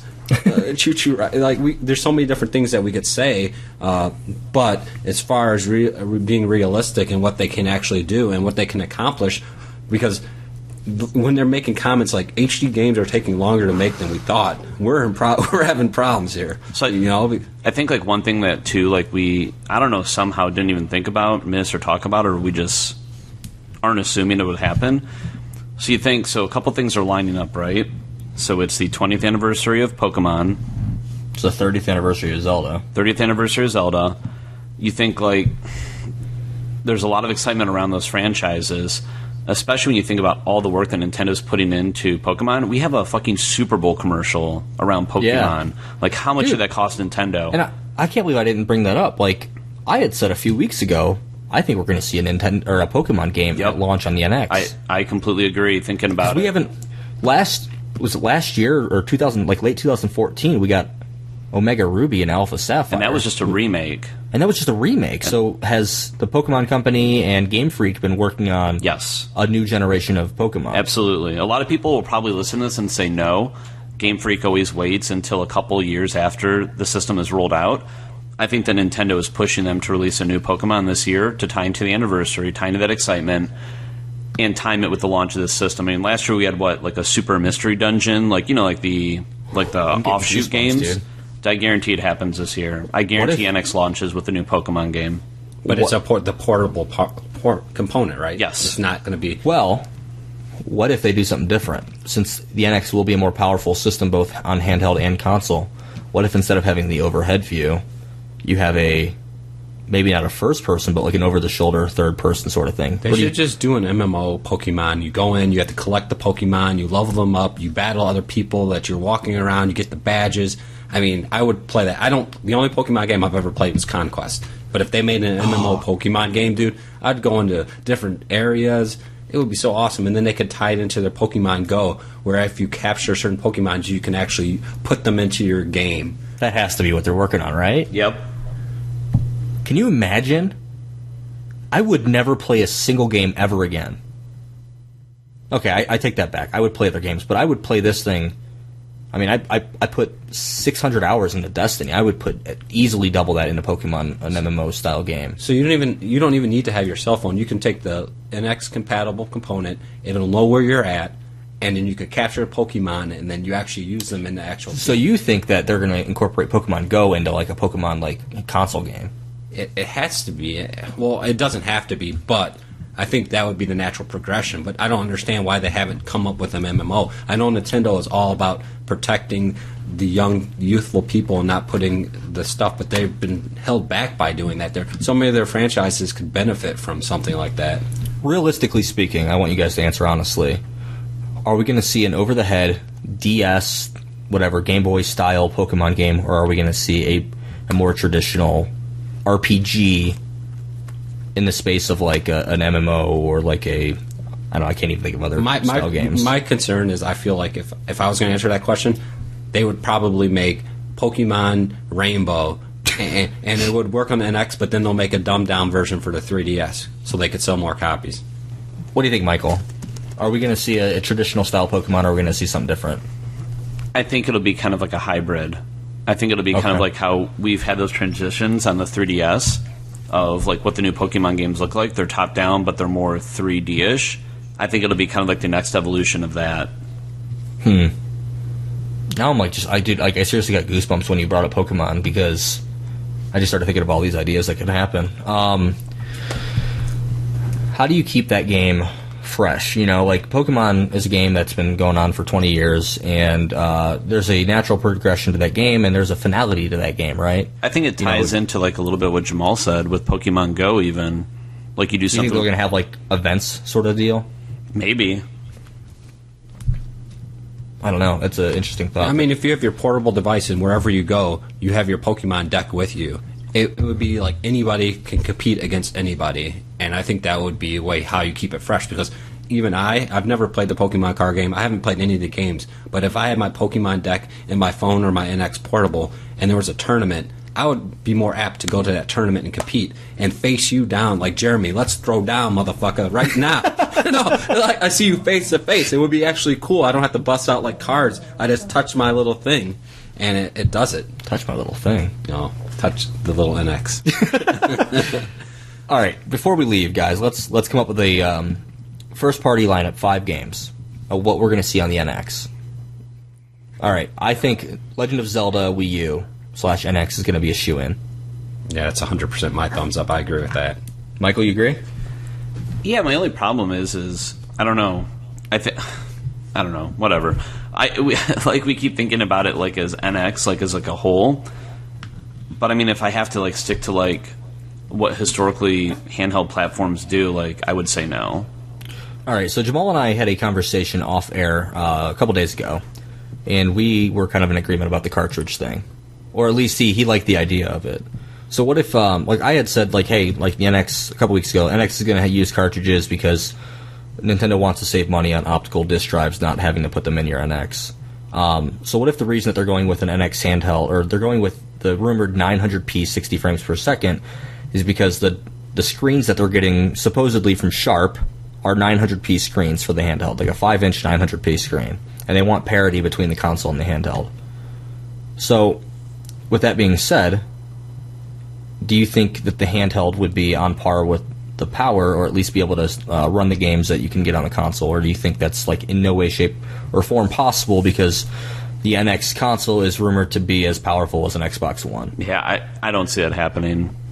Okay, so in that case, for a handheld, you don't see Legend of Zelda for the Wii U being available on the handheld at all. I don't see it either. That's why I don't understand why they're releasing. Well, besides, unless you're streaming to it like you would the Wii U gamepad, right? Yeah, I could. Okay, I think that's like a given, based off of like even like what Sony's done with PlayStation Vita. I think Nintendo just does that automatically. So, how do you want to make this list? I mean, it was just an idea that I threw out there. Do you want to do it as, hey, like, let's think about a list for the handheld, or do you want to do it as like NX as a whole? I would just say handheld for. I don't know. I don't care. Whatever. Okay, so Pokemon.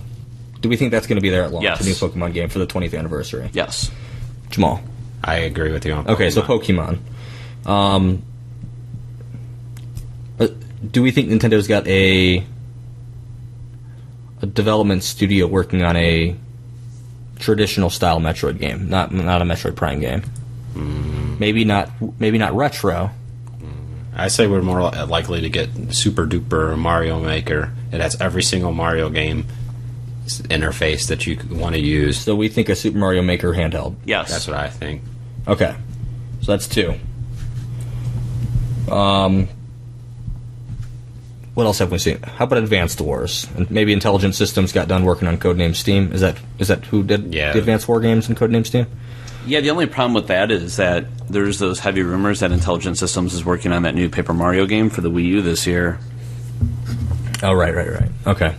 Nate, what about... Nah, I don't think it would happen. I was say, what about like a Pikmin? Well, like a Pikmin handheld? 4. Isn't Pikmin 4 almost done already? Yeah, they said that was it is. part of that same rumor. Yeah. So, but was that rumored for Wii U, or was it not specified?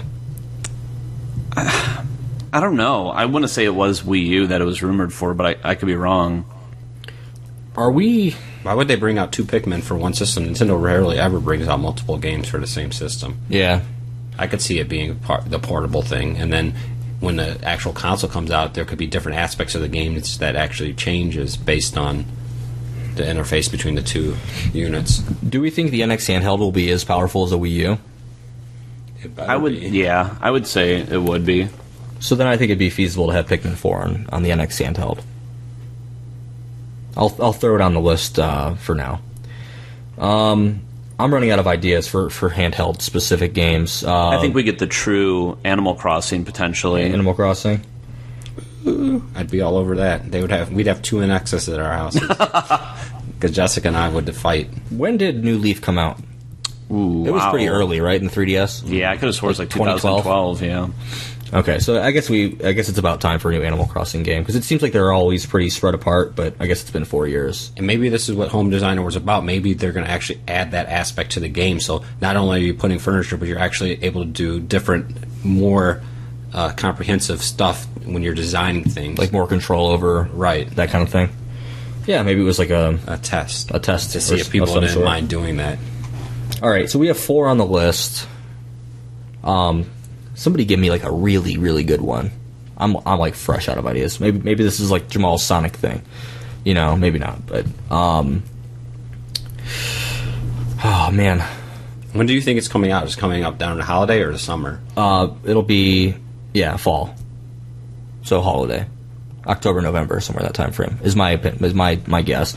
Unless they're releasing both the console and handheld this year, then I think we'll see the handheld in September, the console in November. No way. Do you think we could see Bayonetta On a handheld?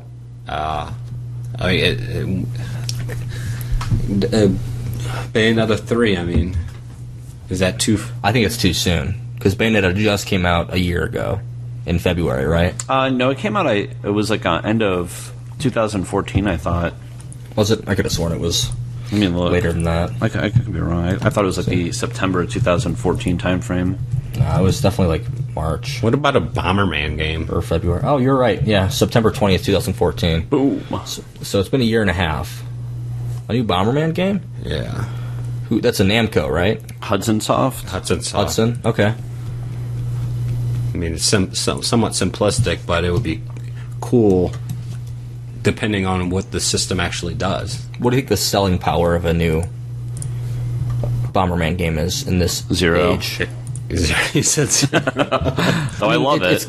It's a good game, but it's kind of in that same space as like a Tetris, right? I mean, we all grew up. Well, I grew up on Tetris. You guys are a little bit older than me, but like when I had my Game Boy, like that was my game, dude. I would play so much that like I saw the fucking Tetris shapes when I was closed my eyes. But I think it's kind of in the same space as like a Bomberman. It's not really for the masses anymore. But you got to have, like, when someone buys a system, you got to have a third game that you might buy. Because like when I get a system, I'm like, all right, I'm going to get this game, I'm going to get this game, but I need something so simplistic. You don't want to have too many games that are so time consuming that you never even get to them. Yeah. It's like I'm on the toilet taking a poop, and right. I'm going to play this game. Candy Crush. What about some games that are maybe like Japanese only? What spaceship like shmup games as Nintendo had on their systems, like a Contra, but I know it's Konami. Something like Gray, that's another Konami game. Something like that. I'd like to see like a new Gunstar Heroes. That's Sega, or not? Who made that game? That was Sega. It was Sega. I mean, that would be a great way to bring back a franchise. They should really partner up with Sega. All right. You heard it here first now. Should move 3. Should move 3. Should move 3 on an X handheld. Oh my god. You know what? Crazy. What about a new Professor Layton game? I think that makes a lot of sense. So I'm going to put that down. So right there, if Nintendo launched with this lineup on the handheld, and we can kind of take or leave Pikmin 4, right? It'd be nice to see it, but, what's the likelihood? Yeah, I think Nintendo releases that on the Wii U this year to keep the Wii U owners happy, like keep those Nintendo fans on Wii U, like something to play. I honestly think that Pikmin 4 would get pushed to the first quarter of next year if Zelda comes out this year. If Zelda doesn't come out this year, Pikmin 4 replaces it and Zelda comes out early next year. Right? No? Okay. So here's our list. We have Pokemon, Super Mario Maker, Pikmin 4, Animal Crossing, and Professor Layton. If those 5 games were anywhere near launch, that's the making of a fucking seller right there. It'll never happen. I mean, they never have that many quality titles at launch. I think Pokemon and Super Mario Maker are...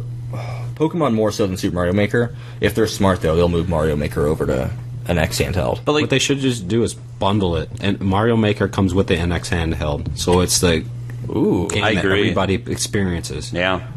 Plus, you think too, they're not spreading themselves too thin. So, Professor Layton is made by Level 5, not Nintendo. Yep. They just publish it. Pokemon is made by Game Freak, not Nintendo. Just published. Mario Maker's done. Mario Maker would be done. It would just be like a remastered, enhanced version for the NX. And then we said what else? Pikmin 4. So, which you already said level 1, and then Animal Crossing, which would be... I think it's feasible. Let's see who... Yeah. And then the new Amiibos, the retro collection, you buy them and it gives you all the old school Nintendo games. Only on the NX. I love it.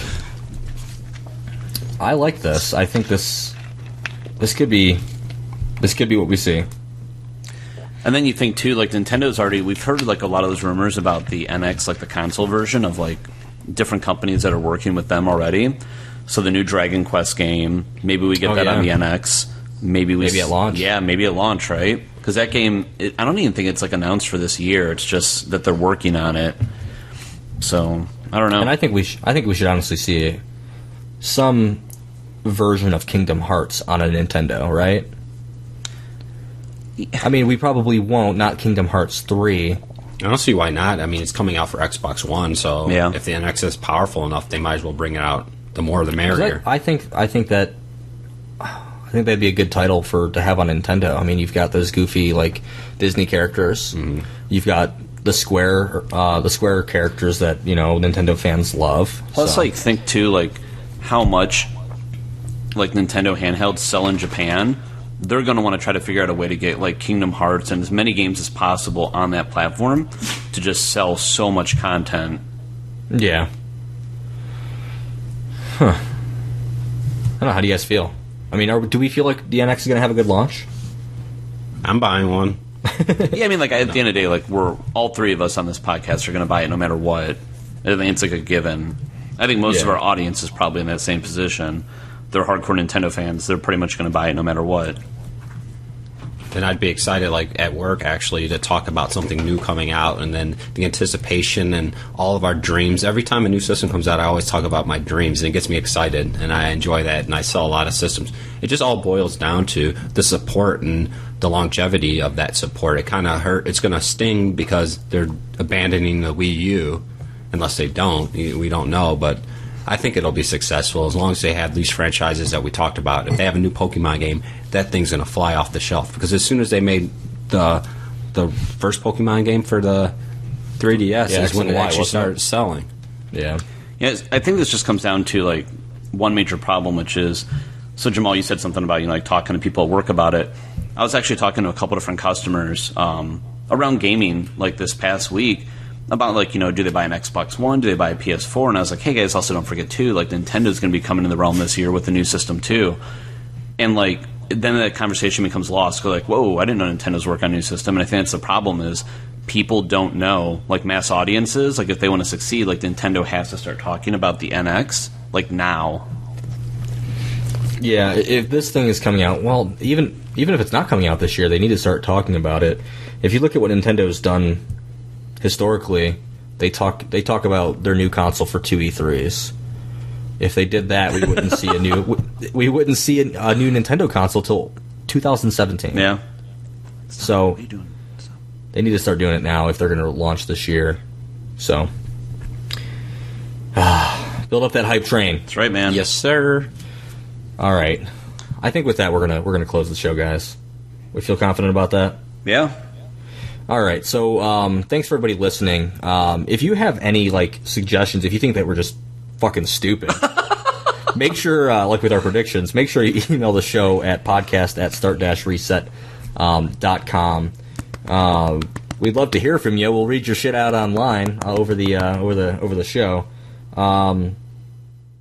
You can follow me on Twitter at friction321. That's FRIKTION.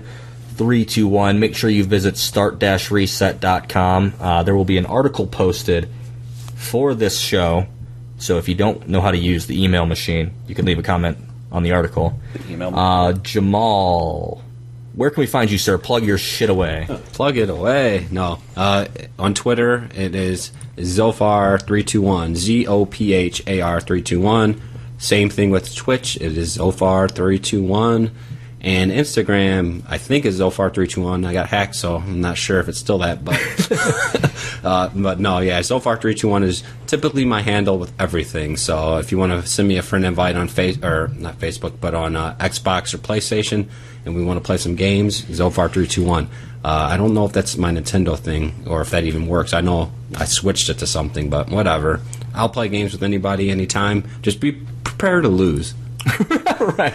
Because if you're on his team, he's so bad that you're going to lose. Oh, okay. Oh, is that what you're going for? No. And to clarify, Jamal's Twitch stream is done every Tuesday night at 10 p.m. Eastern Standard Time. He had a show yesterday. Is your Twitch stream archived? I put it on a YouTube thing, but I don't know what the YouTube is for that. Right. But yeah, you can check the episodes. If you go to my Twitch stream, you can see those episodes. But they only stay up there for like 2 weeks until I import them over. But yeah, Jeremy was on last night, and The show is called Gaming with Friends. It's typically an hour. We just talk about games, and we play games together while we talk about games. It's a fun evening. If you're bored, come spend some time with me. Cool. Michael. You can find me on the Facebooks and the Instagrams at Hippo Eater, and you can find me on the Xbox Lives and the PlayStation Networks at Hippo Eater as well. Awesome. All right, guys. Thanks for listening once again. We will be back. We will be back next week, depending on how things go with either Nintendo Cast or a traditional Start Reset podcast. But either way, we will reset this thing next week. Bye. Peace.